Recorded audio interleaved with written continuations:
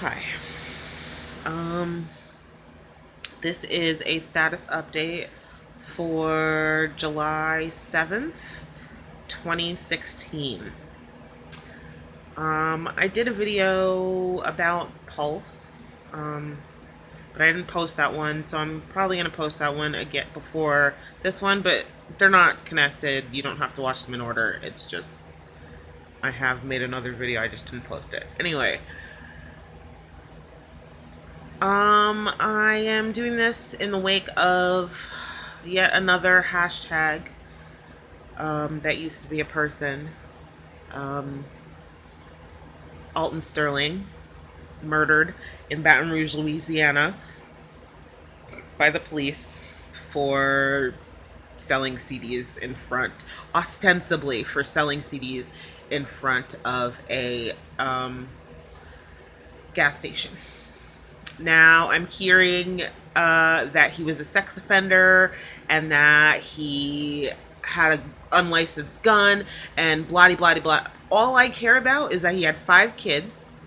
I don't know what his charge was for, but why does that have to? Did the cop know what his charge was for when he stopped him? I don't think so. I think his only charge that warranted, in the cop's mind, his search, seizure, and eventual execution was his blackness. That was his only crime. Um, Today I got up kind of early and I did some stuff, and then I came back home and I fell into a hole of Facebook arguments. Not really a hole, but after anything like this happens, there is the usual post-mortem of people going on Facebook and giving their unfounded and uneducated opinions, because now we live in an age where anybody can share anything with anyone at any time, as I am doing right now, and this is my right and this is your right. But we are getting into these huge, we are making huge pronouncements behind keyboards that we can't then turn around and defend, or that we refuse to turn around and defend in the end when we are called upon them. So I'm finding myself very frustrated because I think I have inspired a number of my white friends to begin speaking louder about race issues. That's not why I'm upset. That is a beautiful thing, and I'm really excited about it because that's how it starts, right? That's what the end goal is, to get everybody talking and to begin this conversation so that we can begin this healing, and so that we can stop waking up every day with the very real fear of being murdered at a traffic stop. Um, so, and forgive my emotion, I am finally starting to kind of emotionally wake up. For the last couple of days, I've been very numb and I didn't really feel anything. So at some point, I might cry. Just putting that out there. I'm not apologizing for it. I'm just letting you know. So, I woke up today extra early.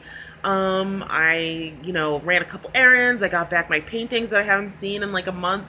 That was getting very upsetting. And I sat down to Facebook. And it's been a day since, everything kind of settled into the world and we got the news. And then another young black man was shot and killed earlier, uh, 24 hours after Alton Sterling, Philando Castile.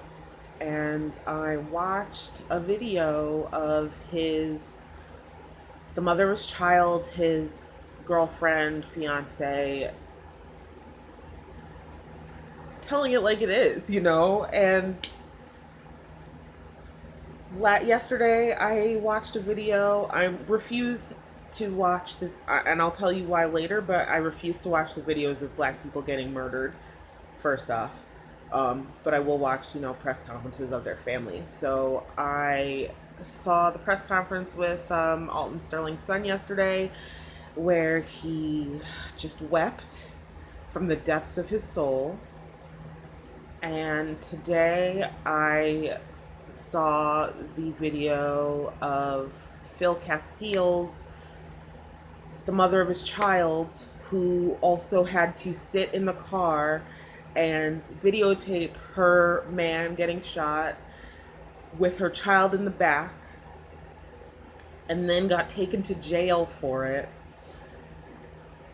and had to suffer those indignities immediately afterwards. She had to record that video while still calling the police officer sir. I just watched that today. And also today I got into not two, I like to talk on the internet. I got into a few discussions with some people on some different threads of various of my friends, various of my white friends who are finally entering the fray and posting inflammatory racial things on their pages instead of feeling guilty and withdrawing.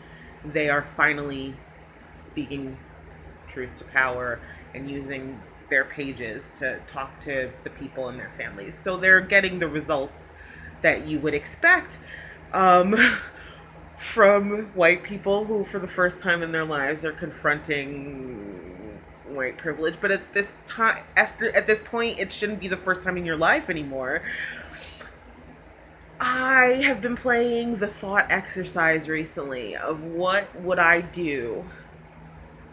This is a thought exercise that I played a lot as a child because, as I've said in a previous video, I spent a lot of time as a kid learning about Black history. And a lot of Black history is struggle. I spent a lot of time watching movies about apartheid and learning about, the Tulsa race riots and watching, Mississippi burning as a kid. Like, I was in it, I read J. California Cooper and, Toni Morrison as a small child. So I've been in it. And one of the thought exercises I would play with myself as a kid, because when you're reading all that stuff, sometimes you're a little lonely as a kid, I played was, what would I have been like? Where would I have been? Who would I have been? How would I have reacted during the civil rights movement? And unfortunately, I am getting to live that exercise. I'm getting to see how the world is during great racial upheaval. I see people bringing Dr. Martin Luther King into the conversation and being like, well, he was never disrespectful and he never did this, and, black and white. Not realizing that history was rewritten from the perspective of the people who are still keeping us under heel. Of course, they're going to say that our greatest leaders were docile and meek. I have seen many pictures of Dr. Martin Luther King being dragged, kicking, and bucking, or just as a dead weight to the jail. I am not at the level yet where I can edit my videos to the point where I can post things on screen, but I'm probably going to put a few links in the descriptions just to let you guys in on some facts, that when you bring Dr. Martin Luther King into a conversation about race and act like everybody was on his side, not everybody was on his side, but that wasn't what the civil rights movement was about. It wasn't about the Black community was all together and everybody was linked arms. No, there were many different factions, but we were all focused on emancipation for our people. We were all focused on the fact that we are being murdered in these streets. We think that there was a lull in, between the civil rights movement and, today with these murders. The only difference is that it wasn't as highly publicized. The only difference is that the narrative at the time when I was a kid was that Black people were all on crack and on welfare.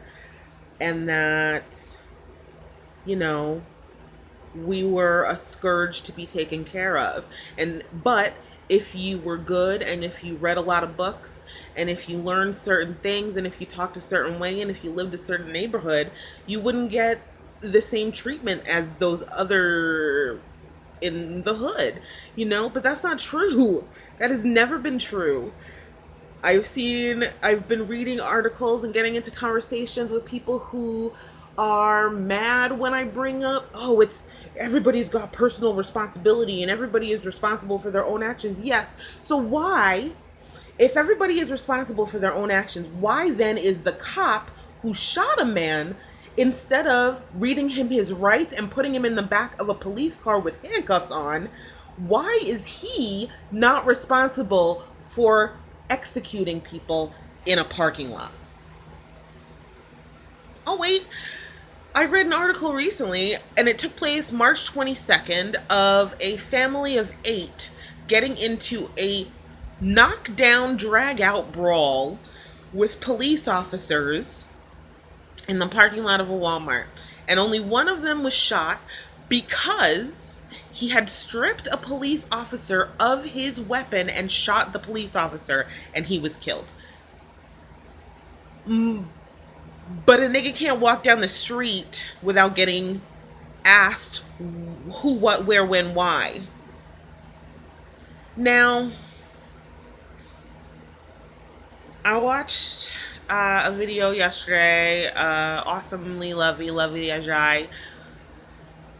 She always breaks it down on the feelings. She always brings it, and she was talking about the fact that she refuses to watch the videos.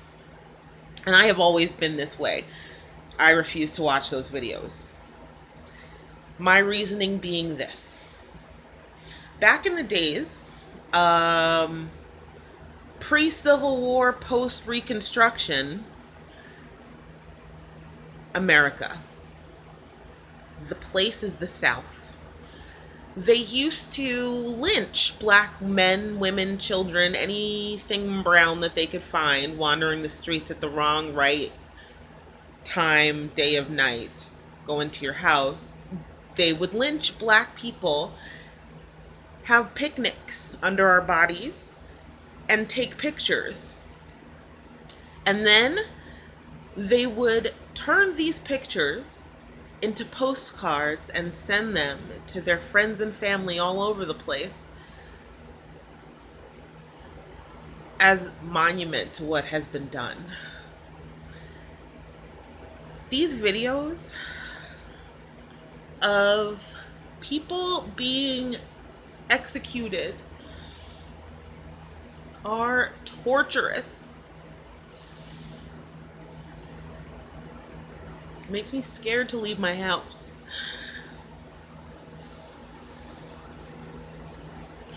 And the fact that people still think that they need to watch black men and women get shot over and over and over and over again to understand what's going on. What the fuck? Are you kidding me?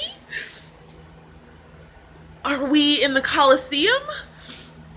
Is this, gladiators being fed to lions? Is that what you want? Like, am I not human enough? Are my tears not enough? Do you still also need to see me die? Like, how? Why? Why? We've seen it enough. We've seen it so many times. So why? Why do I have to open my Facebook or my Tumblr or my fucking Instagram every day and see video of a man getting shot in his car or, crushed to death? And then have the nerve to put it on my TV shows and act like nothing's wrong. Like, we're seeing it every day over here. I don't need to see it everywhere. Please.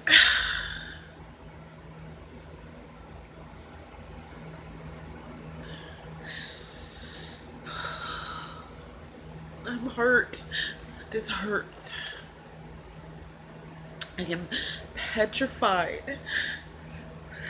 All I want to do is, here's my black agenda. I want to fall in love and I want to have kids and I want to live in a house and have a fucking yard and a dog and like not worry when I send my kids out that they won't come back, and not worry if I'm playing my music too loud at a gas station that somebody's gonna decide that I don't need to be on this earth anymore because of it.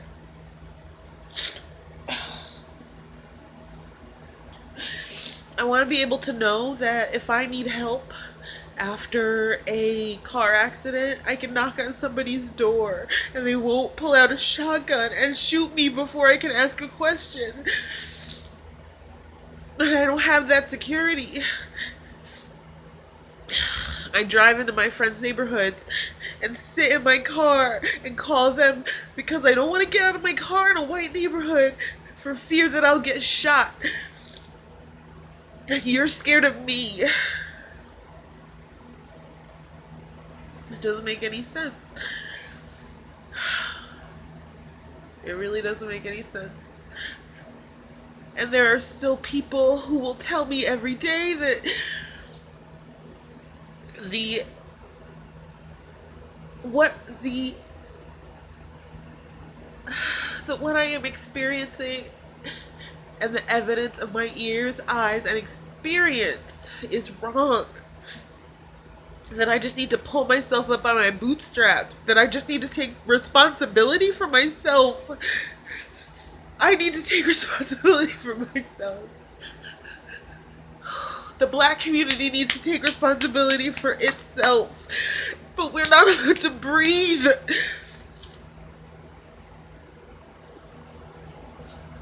I don't understand it. It's wrong. How can you not see that it's wrong?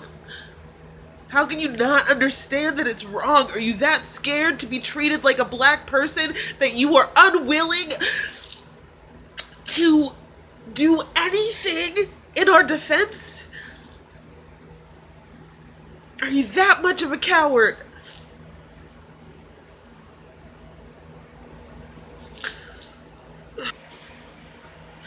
Took a break, got myself together, had a sandwich, made a smoothie,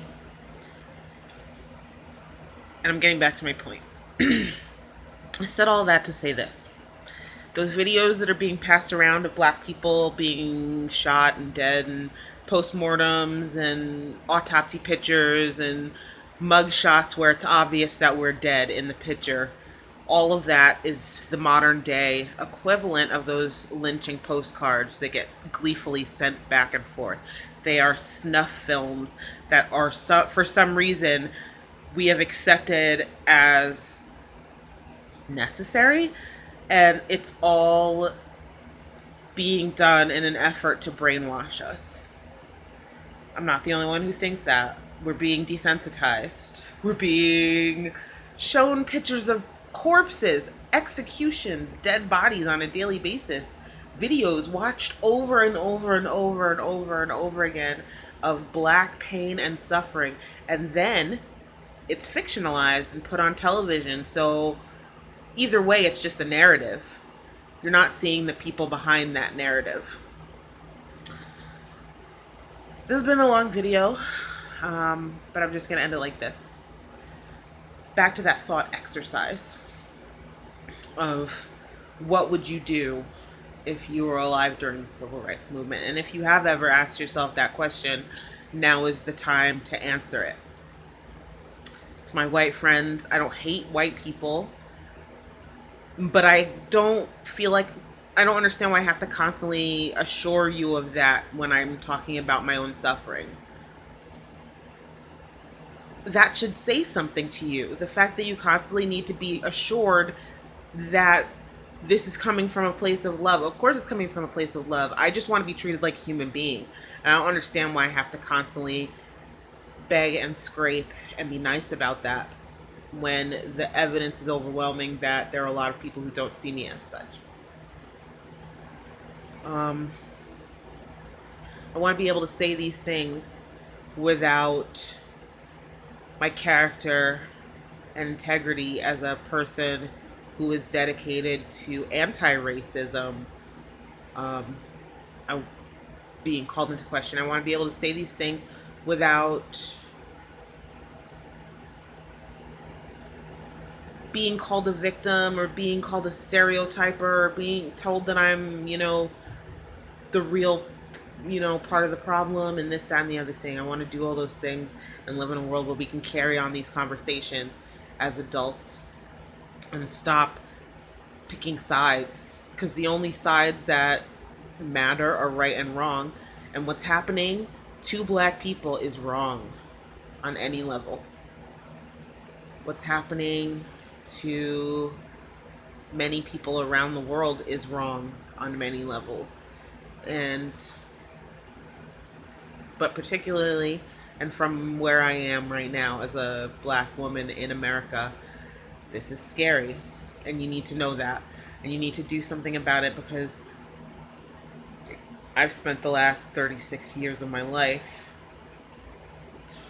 learning about my place in this world and experiencing my place in this world. And when I come to a global, to a larger venue and start talking about it and get told that I'm just making stuff up, or I'm just pitying myself, when the overwhelming evidence is that no, black people are in danger. We are in danger every time we walk down these streets. I lived in Baton Rouge as a child. If I had grown up there, you know, I get called. I have no protection. I don't have the protection of being a woman, because black women get treated very masculinely, and the way my hair is short, I've been called sir from behind more than once. I if hashtag if they shot me, I know that they would pick the worst picture of me and try to dig up as much dirt on me as possible. These are things I know.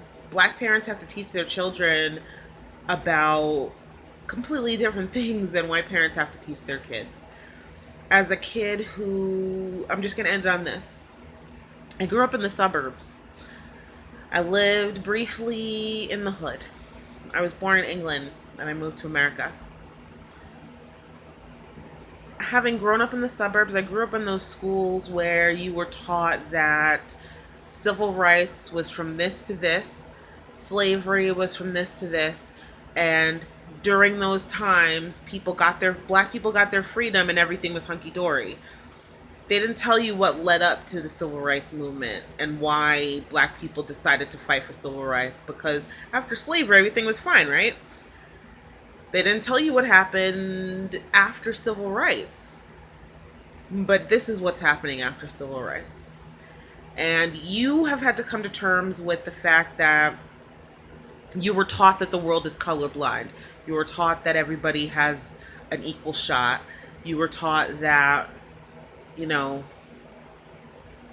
Johnny and Jenny, Johnny being a white kid and Jenny being a black girl in a wheelchair, have the same opportunity, because that's what it says in the Highlights magazine, and that's what I was taught my whole life, and the world is colorblind. Just like you are having to now come to terms with the fact that the world is not colorblind, I have had to come to terms with the fact that the world does not see me the same way it sees my white friends. And I wish it did, but I'm past the point of wishing. I'm at the point now where I know that I have to do something in order for that to happen. I have to say something. So I'm going to keep saying something, and I'm going to keep hoping that more people wake up and realize that they have been fed untruths, and those untruths are killing people. Those lies that we keep telling ourselves about equality and love conquering all. Geez, that was grim. All right, hopefully soon I will do a video about something cheerful. Um, but for right now, I really needed to process this grief because that's what it is. It's grief. It's deep and abiding grief. And I don't know what else to do with it but talk. So, thank you very much for listening. See you again, hopefully, and have a great day.